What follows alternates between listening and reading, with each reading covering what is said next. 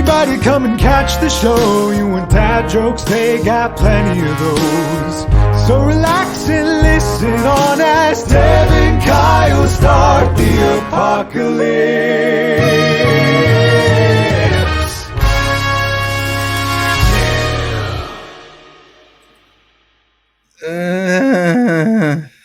It is struggle bus o'clock. God. Yeah. I just shared with Kyle an image of what I literally see when I blink. That's just stars. Like the bottom part, like the fairy dust kind of like, not the top part where it's really bright, just like the bottom part. Like that little bottom left corner. It's like sparkly. Dusty Sparkle. Yeah, like dusty sparkles. Yeah. Isn't that your college name? That is my OnlyFans name. Dusty Sparkles. I like it. Yeah. For the viewers at home, listeners at home, I took a knee to the temple tonight playing kickball at the ripe old age of almost 40 and suffered a mild concussion. So yeah, this is going to be an interesting record. It's going to be a show. Yeah, I'd been drinking before I got the knee to the dome, but we made the out. I made the right play. I sacrificed my body. This was not the first time I've sacrificed my body for my team. Or science. Or science. Yeah. Or the show. We can double team all 10 of you. All 10. Diez. Speaking of which, this is Dev and Kyle Start the Apocalypse. It is. Where we're just two dads making a podcast. We are. And one of us has a concussion. I do. That's the joke. That's it. That's a joke. What are you drinking, Juicy J? Is that what it says? This is a Juicy Jack. Juicy Jack. Juicy J was my nickname on OnlyFans. Juicy J. Juicy J and Dusty Sparkles Start the Apocalypse. I think Juicy J from 3-6 Mafia would like to have a word. Probably. Yeah. I'll probably just pick a new name. I'll be the Walter Cronkite of OnlyFans. That's how that could go. You'll be the Kanye West of OnlyFans. I will not. Absolutely will never. That is... Yeah. It's shocking that is far and away the worst thing I've ever said on this show. Out of all the things I've said on this show, and I've said some doozies on this show. That's subjectively arguable. What's even in the top 5 compared to... And again... Off the top of my head... For those of you who haven't listened to the entire run, I did say that before Kanye went crazy. Yes. So I thought he was just a tortured genius. Right. And so that was my intention.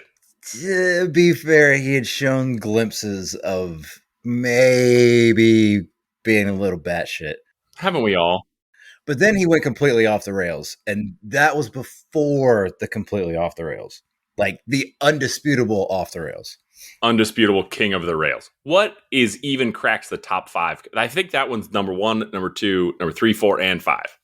I can't think right now because I have a mild concussion. 11 inches around. Don't ask me. Don't you throw my own sound bites back at me. You can't do that. I can do whatever I want.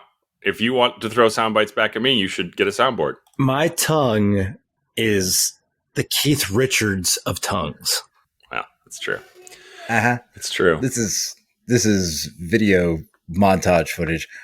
While you were puking before the show could start, I was summoned by screams to go murder a fat scorpion on the kitchen counter.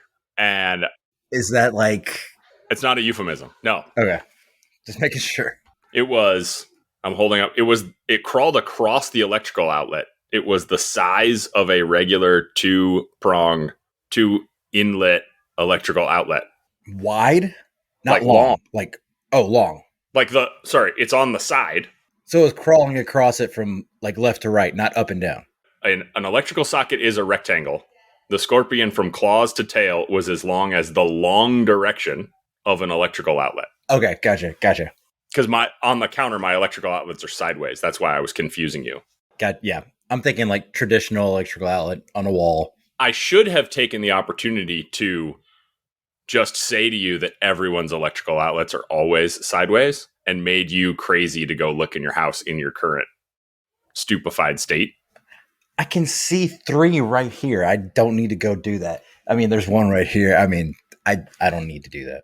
I know how a traditional electrical outlet is usually placed. And I understand on countertops, they're typically, not always, but typically horizontal instead of the traditional vertical. I think you're missing the headline that I had to murder a 4-inch scorpion. You murdered a 4-inch scorpion in your home. Mm-hmm. It's Arizona, though. It's like a Friday. That's that's normal for you. It's true. I found one on my back patio once that was the size, like the length and the width of a kitchen sponge. I'll send you that photo sometime. Like I put a kitchen sponge next to it, just a regular normal for kitchen sponge, and the tail and the claws are longer than the long way, and the big fat body is fatter than the section. Long, very long. You froze for a second. I was like, I thought you froze. Nope. No, it was you. The world froze for you, buddy. I thought I was going crazy for a second. I thought I was like, the concussion really hit in that bad. How does a knee get close to your temple during kickball? Balls going towards, I was playing third base. Guy was playing back shortstop behind me. The ball was attempted to be bunted. So in kickball, it has to come past the line that goes through the middle of the infield through the pitcher's mound or pitcher's circle, not a mound. And it has to get past that to be in play. If it doesn't go past it, it's a foul ball. It's a line that goes from like third base to first base across through the pitcher. Right. So it was 2 or 3. I think that was the third one that was short of it that it came through. So the next one that came through, kicker kind of nailed it. It's a co-ed league. So I was trucking for it and went and couldn't pick it up with just one hand coming across. So guy that was playing short came through. He was hauling ass. I had to duck for him to have a chance to make a play at first, and we needed just one more out, and we had a chance to make it. So I just ducked down and tried to go into the fetal position. And as I got down and squatted as low as I could, he made the play and threw it. But when he did, he tried to jump over me, and his knee just full force, bam, right into the side of my head. And he tumbled over and then came up. We made the play, made the out. Great. And then he turns around. He's like sitting up and just like turns around and he goes, "We got him." And we just fist bumped. And I was like, yeah, I'm seeing stars literally right now. Wow. So he was jumping. This is a jumping, flying knee to the skull. Yeah. Like a Street Fighter move. I mean, I went down fast enough that I was fully squatted down to where I was only a couple feet in the air. I wasn't like just barely kind of squatted down and him jumping really high. He was just trying to jump 2 or 3 feet over. This guy sounds bad at jumping. No, he's good at jumping because he made another out to end the game where he jumped probably, I don't know, 30, 40 inches in the air and caught it just bam to keep it from going over his head and made the out.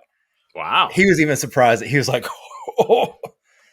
After hitting me in the head, like his knee, I'm sure, is going to be wrecked tomorrow because it was red, super red, after he hit me in the side of my hard head. And I'm going to have a nasty mark too, probably, like right around in here. Well, you have so much hair, I can't see. That's a compliment there. That you're you don't have baby flesh on the side of your head. But what I was going to say is that is a completely old dad, like, consolation prize. Reaching the point in life where it's not that you're not going to get hurt, but when you get hurt, you're like, I bet my skull broke that guy's knee. He's going to Florida tomorrow on a plane. So if it's swollen, that change of pressure is going to make it feel real good in the air. It's funny when you said like on a plane. I was about to make fun of you for saying that because whenever anybody in Arizona goes to Florida, it's always on a plane. But I guess on the East Coast, you live close enough to Florida that you can just get there. Yeah. So it's 10 to 11 hour drive, depending on where you're going most of the time in the Panhandle. That's nothing. 15 to get to the, southern tip ish. So yeah, it's a 1 day drive. Easy. Yeah. We could be in Miami by sunrise, Dev. Let's go. Well, you got to get on a plane to come here first. Well, you're not allowed to go to sleep, so just wait for me. Okay, fair enough. You can get a direct flight. When are you allowed to go to sleep? I don't know. It's been so long since I've had a concussion myself, and I used to know concussion protocol like that, but now I'm like kind of hazy on it. I need to Google that. I really do. Here's what I wouldn't recommend that you try this because I think that you would get bad information. But my oldest child has no sense of self-preservation, like his entire life, even now today. Like I believe that he's broken 6 or 7 adult teeth, just like broken them out of his face. I was just telling the story the other day. This is a great story. He was about 2 or so, 2.5 in this story. And we were at a jamboree. You know, jamboree, you have those? We used to. We don't have them any longer. So for those of you without toddlers in your lives, a jamboree is an indoor, you sign up for like a jamboree membership and you go there with your toddler child. They'll take them when they're like a baby, but they expect you to stay there. Yeah. And then they have like open gym where there's like a constantly changing indoor playground. Real popular in Arizona because especially when your kids are younger, you don't want to take them to the park when it's 100 and, oh, by the way, it's 120 degrees out right now in Arizona. Unless you want to watch them melt. Yeah. So thank God my kids are old enough to jump in the pool while I'm just looking out the window at them now. But anyway, we're at this jamboree. He climbs up. He's only 4 or 5 feet in the air, but he climbs up on this equipment and he's, hey, Mom, Dad, watch. And we're probably 5 good strides away from him. And without waiting for us to say, no, don't, he leaps and he's aiming for a giant foam, like a foam dome. He's going to land on it like belly flop on this foam dome. Yeah. And that would have been fine. If he had actually successfully aimed for the dome, he'd have been okay. Except the dome was next to another piece of equipment. And my wife and I both immediately saw in slow motion that his skull was aiming for the corner, like that, the outstretched corner of a box. He's just going to put it through his forehead. I did not react as fast as my wife did. She was on the move. She could not get there fast enough to catch him. She gets a hold of the front of his face and his forehead, like Dikembe Mutombo in his prime, and just flips him over. And he lands flat on his back. They've got gym mats all in this place. So she turns him. He was going on a forward belly flop. She gets him by the face and the forehead and turns him over, changes his angle, and slams him on his back. And he's all giggles. The whole place is like a record scratch because no one else saw what was happening. From the perspective of everyone else in this jamboree, and it's a bunch of people that we barely know. Your wife just performed a WWE move on your child. Just grabbed a child out of the sky and slammed him into the ground like Ganon. Just put an end to this child. Luckily, the teacher also saw, recognized how horrible it looked to people who didn't know what was going on. And was like, yay, good job. And all the parents were like, yeah. So he made sure to like explain sort of loudly to her so that the eavesdroppers, he was like, good job. I saw him his face going for that corner. Everyone. That was not any child abuse. That was child saving. The crazy shit that he did. So the reason why I told you that is that we actually got tips and tricks from the pediatrician to decide when we needed to run him to the ER based on like skull and neck injuries. Okay, I need to write this down because you don't have to write it down. It's just one trick. Oh, just a single trick. Just jump up and down 2 or 3 inches off the ground. Yeah. And if when you land, it hurts real bad, that's not good. Okay. Oh, he's doing it, everybody. All right, he's going off camera. There he's jumping. He's bouncing. He's doing it more than once. It must not be excruciating. He didn't curl up in a little ball. I mean, it doesn't feel good, but I've had worse. It felt worse earlier. Like it felt 10 times worse earlier. Sure. I think I'm good. I'm good. I think to sleep. It's mild. Like I never lost consciousness. I've been able to hold a conversation. How do you know? Well, I asked everybody. I was like, I didn't black out. Like as soon as he hit me, I like rolled over and looked right at him and then got up. I'm glad. But this has been a really enjoyable hour, Dev. So I'm ready to, there's only one thing left for us to say. I'm looking at the timer. It's only been 17 minutes. You jackass.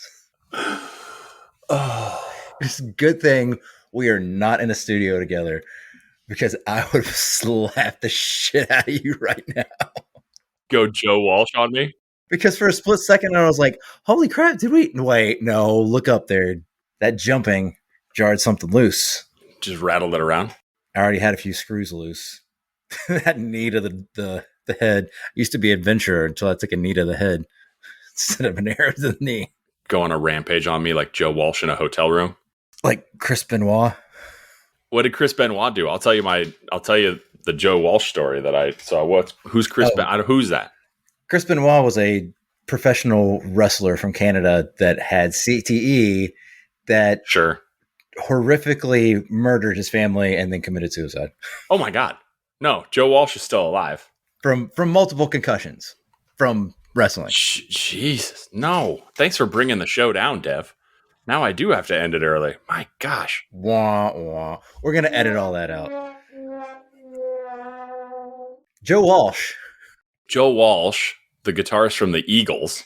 Did you hear what his comments on AI the other day? AI in the music? Yeah. He said that we don't have to worry about AI creating art of any quality and substance until AI can trash a hotel room and throw a TV off a balcony into a pool and hit the dead center. It's pretty impressive. Now, I will say I did a little extra Googling to find out how many times he did that. The story is apparently he and John Belushi, famous teetotaler John Belushi, did $28,000 worth of damage to a hotel room in 1967 dollars, which I believe is 1.7 million with inflation today.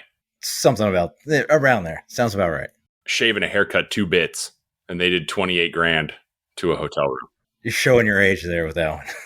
Obviously, our parents are from the same era and have passed that along to us. And now we're passing it along to the next generation digitally. That's what this entire show is about, Dev, is just giving back to the next generation. Yes, in a very crass way. With humor. I will tell you in one way in which I have given to the next generation.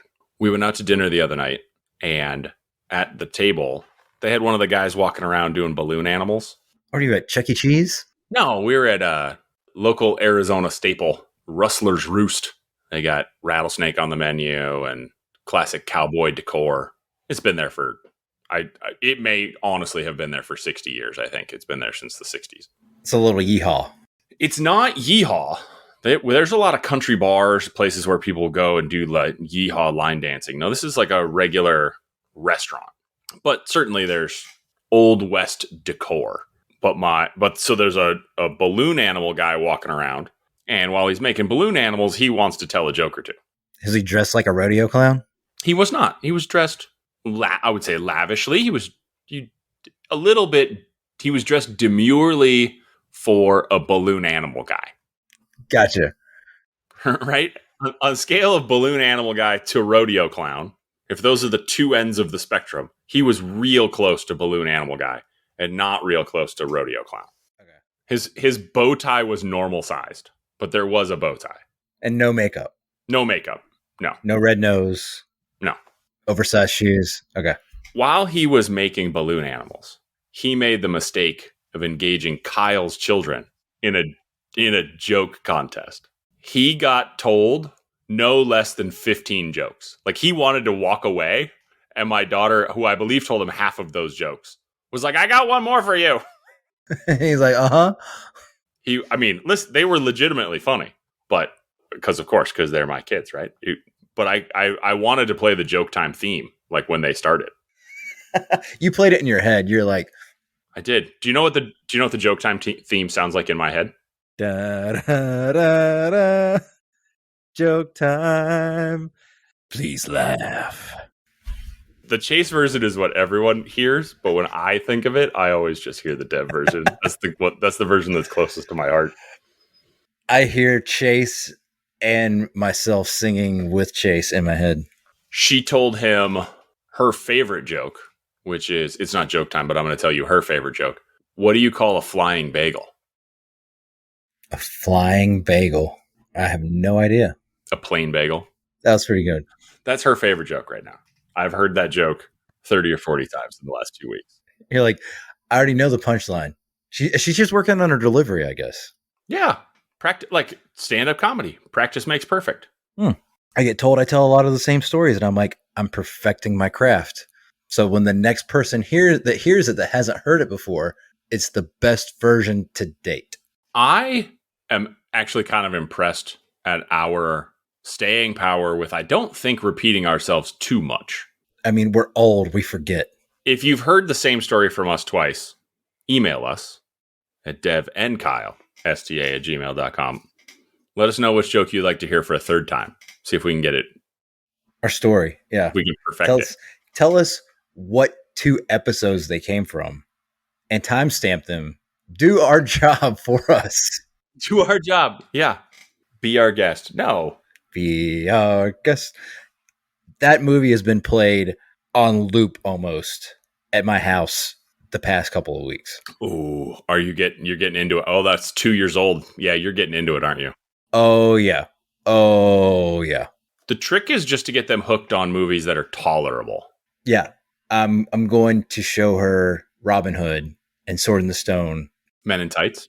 For classic Disney animation. Those are good. Those are good. Because I can watch those on loop and I'll be okay with that. I don't know if I can do much more Beauty and the Beast. I don't know if I've seen Sword in the Stone or Robin Hood this century. Really? Really? I introduced the oldest to both of them. At first, he didn't like Robin Hood. Mm-hmm. But then he started watching it a second time by himself. And then for about 2 or 3 months, he just wanted to watch it over and over and over and over. Nice. And I'm like, hey. And then I showed him Sword in the Stone. He's only watched it once and felt the same way. And I'm like, hey, watch it again. You'll appreciate it better the second time. 2 things. One, when they watch movies, I don't tend to sit down and watch them with them. So then I have a very weird situation where I experience the movie that they're watching, but like Memento, where I see the whole movie. Like as I'm walking through, I see a scene, then I come back and I see another scene, and I don't really know how the movie works. That's happening right now. We got a recommendation. Friend of the show, Madeline. Amen. Recommended Nimona, which I have not seen the whole thing. Excellent film. And I went to my children. I said, hey, have you heard of this movie called Nimona? They're like, yeah, we watched it 3 times this week. Yep. Thanks a lot. Streaming, advertising, being on my TV, ruining the secrets, the special things I'm trying to show my kids. Like, oh, look, this is new. You know, your dad is the keeper of secret now. They just know about everything. But that's the movie right now that I have not seen the whole thing. But I've seen like 15 minutes at the beginning, then like 30 minutes somewhere, I think, in the middle. I still haven't seen the end. And I'm not sure. There's like 2 or 3 sections, and I'm not sure what order they're in because they're like, or different reveals from the plot. Yeah. I'm going to have to, eventually I'll watch it. That's what happened to me with Cars 2, is I eventually watched Cars 2 once beginning to end, and it made a whole lot more sense. I was under the impression that Vader is crowned King of England and uses his new powers to make Lightning McQueen move back to Radiator Springs despite the spy threat. That actually might be a better movie that way. Just to have Vader recut Yeah. it. Yeah. It's been so long since I've seen that. I can't remember. But yeah, Nimona was great. I highly recommend it. The 2-year-old sat and watched all of it, just rapt attention. Oh, back and forth, just completely enthralled. Which first movie ever, even Beauty and the Beast, she won't sit down and watch from beginning to end. She gets distracted. She's never watched the entire movie all the way through. She's seen all of it, but in little segments. Sure. And not all in the same time frame either. It's the best way to watch it. Yeah. So she's got the Memento. She doesn't tattoo moments on her leg and go back and go, oh, what's going on here? Spoiler for people that haven't seen Christopher Nolan's masterpiece with Guy Pearce. No way to spoil Memento. It's a great movie. You can't, like, saying that the guy has tattoos on him and that the movie happens out of order seems like it's some sort of a spoiler, but still, I've watched the entire movie and I don't know that the entire movie functions as a spoiler. I don't think that that's true. Yeah. I don't know that I understand any more about it, the plot, having watched the movie than I did before. How many times have you seen it? Just the once. I could see that. Because the first time I saw it, I walked out with like so many questions and had to see it a second time and then went, oh, okay. Now, having seen everything and knowing different pieces and seeing different things with that knowledge, it makes it so much more sensible. I don't know. I can't talk. Don't you laugh at me. I'm concussed. I can't think. I don't know how to talk.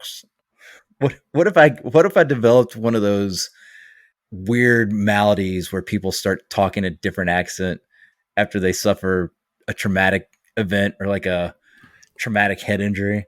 But you started sounding like you were. I just started talking like this all the time. Oh my God. This is my new voice. Well, it's Devin Kyle. Start the apocalypse. It's been a great run, everybody. That's the end of the show. I have faith in you that you can recover from this. I hope so. I really do. I was going to ask you about something. We were talking about road trips last time because I had just come back from one. And I know, the two of us talking and developing this friendship, you have a little bit more sort of general faith in the universe than I do. Yes, you had. I was going to ask you a question. This is a very weird connection for you. I think I might have stumbled upon a little piece of understanding, just sort of that feeling in your soul of assurance to make some anxiety go away that potentially comes from being more religious than I am. And the way I found this insight was that we had stopped on the road trip and then we were driving and I could not find my phone. And we were going 75 miles an hour down the road. I had no idea where my phone was. Looking around, looking in every pocket, couldn't find it anywhere. And I'm like pulling off to the side of the road, like next exit, flip it around, go back. We got to find this thing. And my wife says, check your watch. So I checked my watch and I had a strong Bluetooth connection to my phone. And in that moment, didn't know where my phone was, but I had faith in Bluetooth. That it wasn't going to show a good connection on my phone. And I thought, is this what being friends with Jesus is like? Not faith in humanity or faith in the world or faith in any kind of higher power. Nope. Faith in Bluetooth. Yep. Gave you the feeling of maybe all I don't of those close to my phone. And I have proof. Okay, my watch is connected. Everything's gonna be okay. Huh? It's right here. I have faith that it is in this car somewhere. Yep. I did not leave it at the last rest stop. We are within 30 meters. Yeah, that's faith. You're within 30 meters, but it's the car that's 30 meters behind you that's been following you since the rest stop that has your phone. Just somebody somebody behind me. That's the plot twist. Track this guy down. In the horror movie version of it. Like Jeepers Creepers. I never saw that movie. That it's a weird horror movie. Where'd you get them peepers? Do they say that in the movie? Yeah. They actually played that old song in the movie. Like when the monster's coming around, the song starts playing. Like an ice cream truck? It's like they're saying the title of the movie in the movie. Whoa. On the ice cream truck? Like when Bill and Ted say, excellent. Excellent. I also have a bunch of faith in GPS. Do you know where you're going without GPS anymore? You could get out an actual paper map or an atlas. Oh. Or I guess they have like laminated maps now that you can write on with dry erase so you can draw out if you wanted to. If you're over the age of 75 and don't trust GPS or technology. I travel for work and I don't The problem is that I've had GPS my entire traveling career, so I don't know for a fact.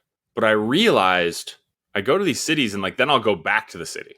And like little pockets, I'll know my way around. Like Seattle. I go to Seattle fairly regularly and I know my way around the airport. I know my way around going to the particular hotels that I go to. But like I'm always, I just get in the Uber and then it goes. And then I'm just like heads down on my phone doing whatever. Like maybe I look out the window for a little bit. But I have no idea if my hotel is east or west or north or south of the airport. Like, I don't know. And like, I have no ability. Like, if you were just like, no GPS allowed, you need to get from here to there in the city of Seattle. And I've been to that city 50 times. More than 100 days of my life, I've been traveling around, going from place to place in the city of Seattle. And I would have no idea how to even start. Are you directionally challenged? I mean, if you had a map and a compass, or just a map at least, you couldn't find your way based on just a map in Seattle or any city that you've been in before. Maybe not just Seattle, like any city you've been in before. Somebody gave you a map. You couldn't find your way around. I guess if I was given a map, I could. But I'm saying that like I have no mental recollection of landmarks that I've navigated by. Like I've just been looking at the phone like, oh, turn right here. So like I can't tell you like, oh, I always turn left at the blue building. Nope, no idea. Well, here we use landmarks that aren't even here anymore. So when people are telling you a direction, they'll say like the old White Castle or where the toy tiger was. And you're like, oh yeah, I know where that's at. But if you haven't lived here in the past 20 years, 30 years, you're like, what? Huh? Unless somebody explains it to you and says, oh, this is where this is. And that's what's here now. You're like, oh, why didn't you just say what's there now? Well, that's not how we give directions around here. We use defunct landmarks that you have to either decipher or have lived here or known somebody that's lived here that can tell you what it is. But this It's confusing. It's to keep out the pests and the newcomers. It's like, we don't want you. Don't move here. That is actually this is the other reason, right? So I lived in Tokyo for a while, and that's actually what they did, is that the streets of Tokyo are designed to be confusing on purpose. Specifically because the emperor was like, if I make my city really complicated, people who aren't from here, like invaders, will get lost on the way to my castle to come kill me. And just give up. And people who live here, of course, they know how to get around. So you talk about like places that used to burn down, or like that's where the toy tiger used to be. I don't even know what that means. It was a club. You take a city block in Tokyo. They take a group of blocks. They give that group of blocks a number. Then they take a block in that group of blocks. They give that a number. So now you've got two different numbers. They're all sequential. And then in that block, then they have buildings. What? Yep. So you end up, so an address is three numbers. It'll be like 2-7-5. And then so that'll be those three numbers. And the numbers get progressively more specific. So the 2 is like the group of blocks, and then the 7 is the one block, and then 5 is the building on the block. But the 5 is not in any way related to its location on the block. It means it was the 5th building built on that block. Wow. And if they tear down building number 5 and build a new building where building number 5 was, they'll be like, well, it's the 17th building now. And the address just changes because the building is newer than 16. Yep. So while I was living there, that hurts my head. My house was number 11. The house next to me was number 6. But they tore down house number 6 and built a new house while I was living there. And after the new house was built, it was 15. So the same people lived there. They tore down their house. They built a new house. What? Uh-huh. They tore down their house. They built a new house and they got a new address. But they lived in the same place. That makes no sense. It doesn't make any sense. But neither does navigating by where the toy tiger used to be. I mean, exactly. I don't know which one is more ridiculous. At least they write it down. At least they write it down. And it's put in some kind of records, and I'm assuming kept somewhere at a government building. But at least using they're both ridiculous. I don't know which one's more ridiculous. Renumbering a building just because it's been rebuilt, even though it's in the exact same location. And then on top of that, just numbering everything based on when it was built instead of its location within it. It's like, okay, this is based on location. This one's based on location. Then this one is just like whatever number it was built in the order in those two locations. Just to be confusing. Makes sense. Throw it all off. Fuck it. Whatever. We're going off the rails. Sake bombs. You know what always brings the show back to the rails, Dev? Joke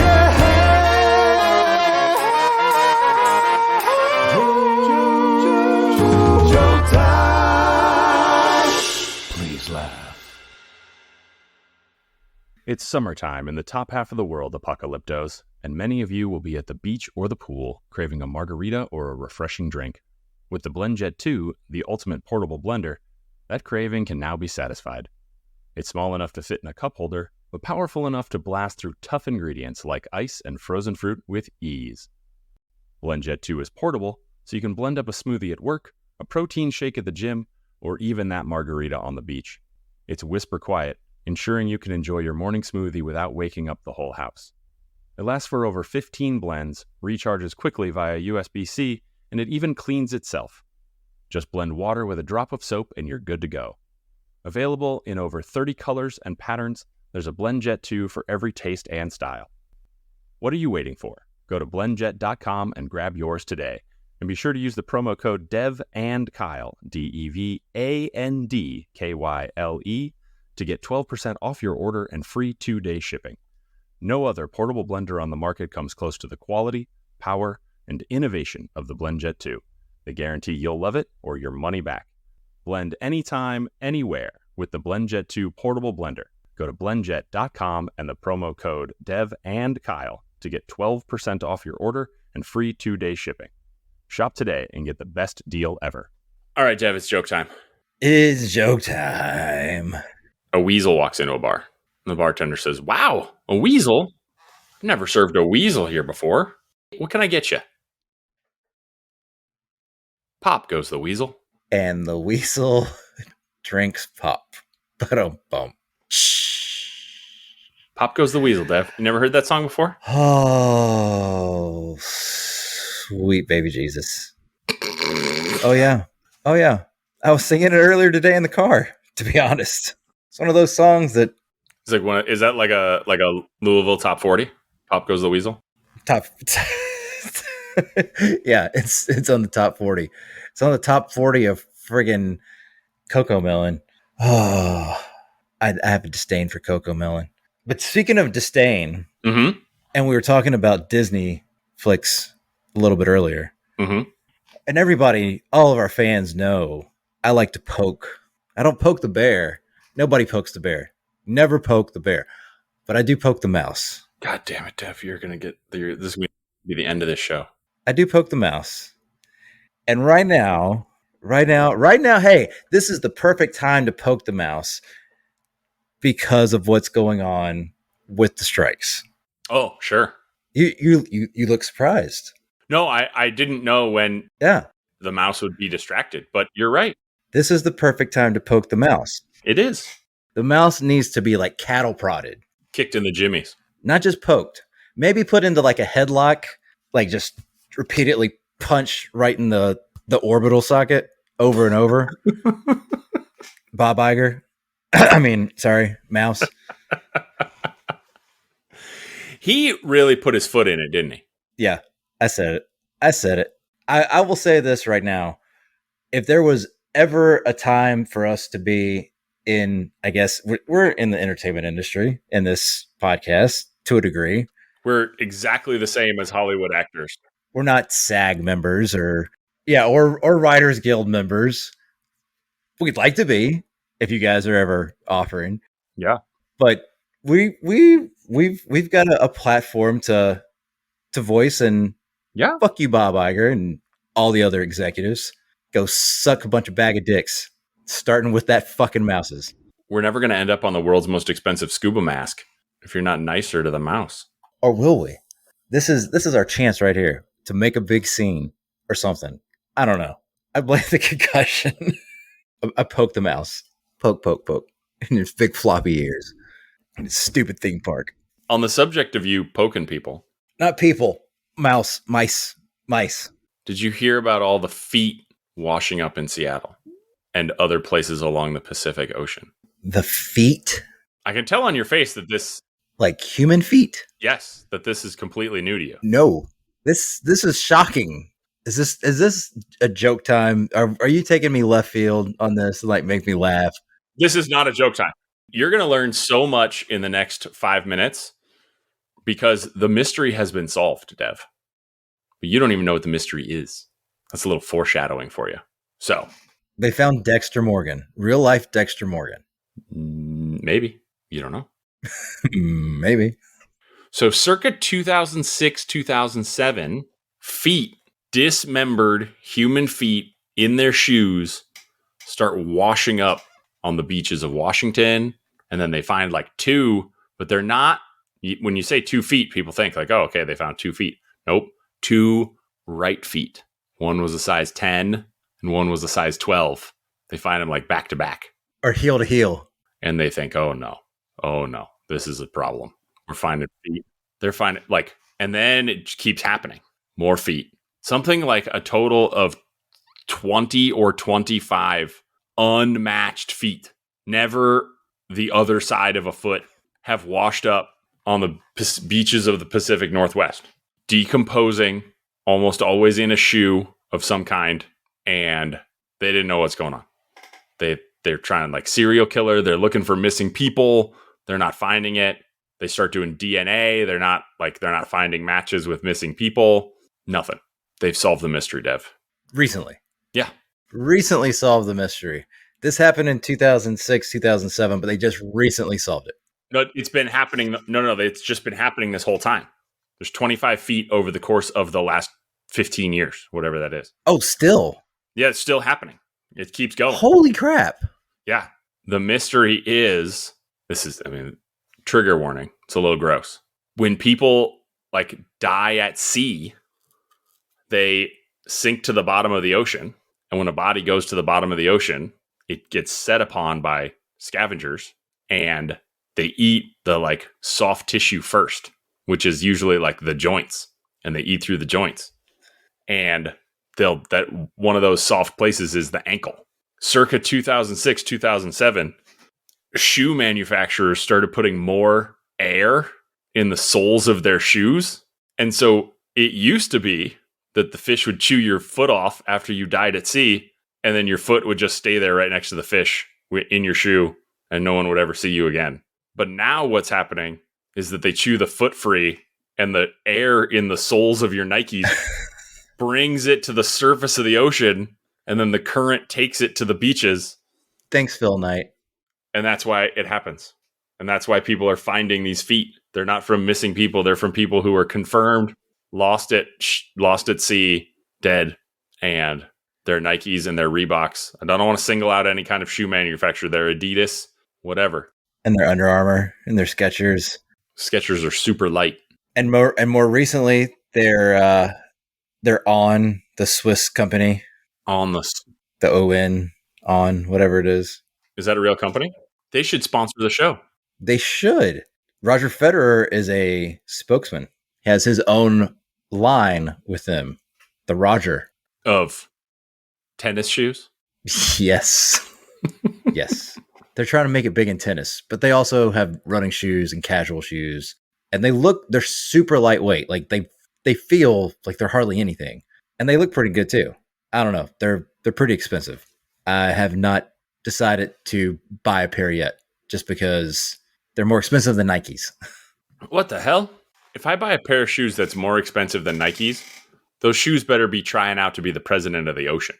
Supposedly, they're Swiss engineered, and they're supposed to be the best shoe for your feet and just your whole overall spinal and joint alignment and cushioning and such. Da-da-da-da-da. Science, bitch. I don't know, man. I'll let you spend your Brewster's Millions on those. I'll buy you a pair when I win the Mega Millions. That's a great trade. That'll be my gift to you. Not $1 million. Here's a pair of shoes. I mean, they might be worth the same amount. If they're dipped in gold and platinum and diamonds. All right, man. Well, you're particularly concussed. So there's only one thing left to say tonight, Dev. I have been Kyle. And I have been out of my head. And we have attempted to start the apocalypse. Good night, everybody.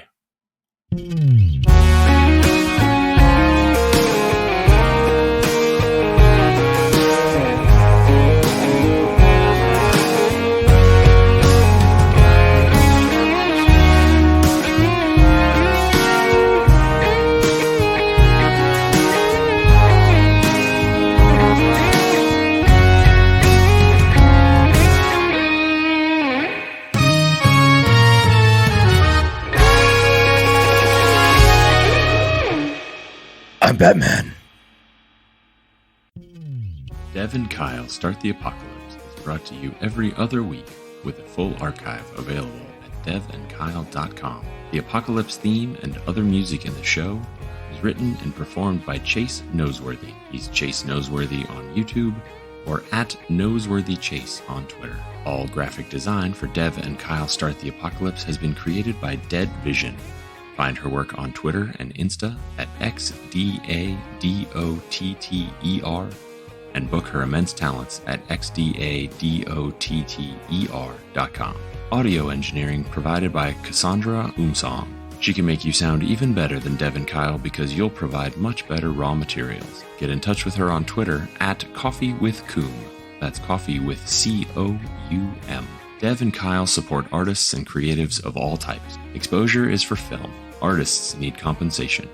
If you're interested in becoming an apocalypto to help keep supporting all of the artists who make Dev and Kyle sound passably professional, please consider becoming a sustaining patron at patreon.com/devandkyle.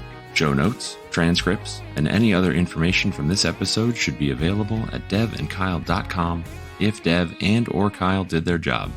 Fingers crossed. Finally, deeply and sincerely, Dev and Kyle think that you are a wonderful person who deserves love and compassion.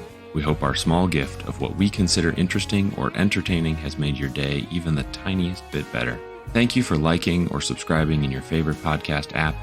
And if you think others may want to know about this show, consider leaving a review in that same podcast app. It really helps us spread the word. Thank you.